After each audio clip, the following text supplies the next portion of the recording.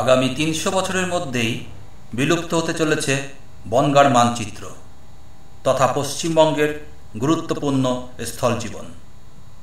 ইতিহাসের পাতায় স্থান পাবে হারিয়ে যাওয়া বনগাঁর নিদর্শন। আবার কোনো ঐতিহাসিক হয়তো খুঁজে পাবে এই শহরের মানচিত্রের কথা। বনগাঁ পৌরসভার মধ্যবর্তী কয়েকটি পল্লী আজও ডুবে থাকে জলের তলায়। প্রতি বছরই এই নিচু ভূমিগুলিতে জলের সঙ্গে যুদ্ধ করে বেঁচে রয়েছে হাজার হাজার প্রাণ। উদাসীন প্রশাসন, উদাসীন সরকার। ভোট আসে, ভোট যায়, ট্রেন আসে, প্রাণ যায়, তবুও বেঁচে থাকতে হয়। 1999 সালের পূর্ববর্তী 6-7 বছর ধরে চলছে একই সমস্যা, তবুও মানুষের মুখে থাকে নির্মল হাসি। রমণীর বাড়িতে কোমর সমান জল, তবু রমণী যেন 2 বছরের শিশুর মতন অবুঝ, অসাধারণ, সুন্দর। যে হাসি আকাশে বাতাসে ছড়িয়ে আমাদের বিবেককে কিছুটা নাড়া দিয়ে যাবে। সংসার, রান্না বান্না, জীবনের অন্য চিত্র।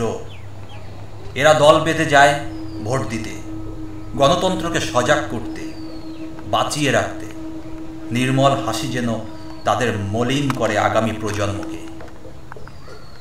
মৃত্যুকে উপেক্ষা করে হাতের মুঠোয় প্রাণ নিয়ে প্রতিটি মুহূর্ত অতিবাহিত করছে রেল লাইনের 2 পাশের এই অস্থায়ী শিবিরগুলি।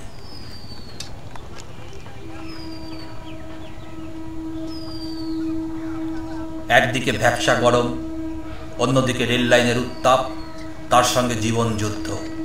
সবকিছু মিলিয়ে একটা অন্য জীবন, অন্য পটভূমি।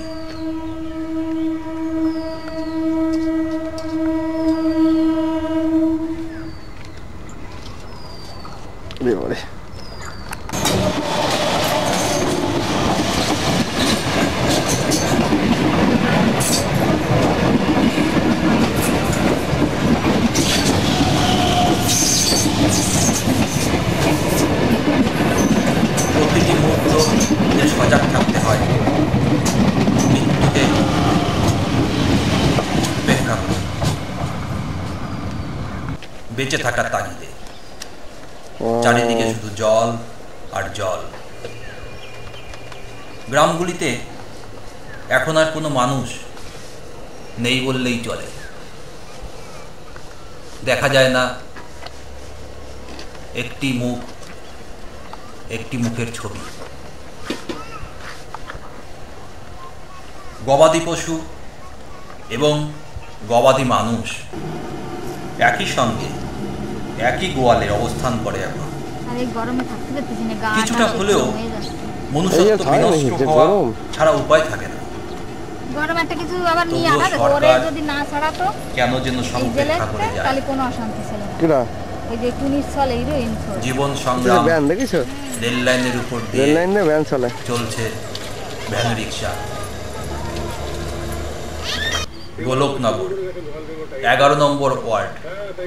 নতুন বসতি গড়ে উঠেছে কয়েক বছর আগে থেকে।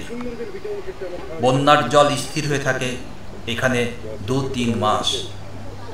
ক্ষতি হওয়া বাড়িঘর পুনরায় পূর্বের মতন অবস্থায় আনতে লাগে আরও 2-3 মাস। বছরের 6 মাস এইভাবে অর্থনৈতিক অবনতি ঘটে এই পল্লী জীবনের। ফলে ভদ্র মানুষ হয়ে ওঠা এদের পক্ষে আর সম্ভব হবে না কখনোই। হয়তো চেয়ার, গদি, এই জীবনটাই তাদের চাই। তবুও রেডিওতে বাংলা নাটক শোনা যায়, সাংস্কৃতিক গন্ধ পাওয়া যায়।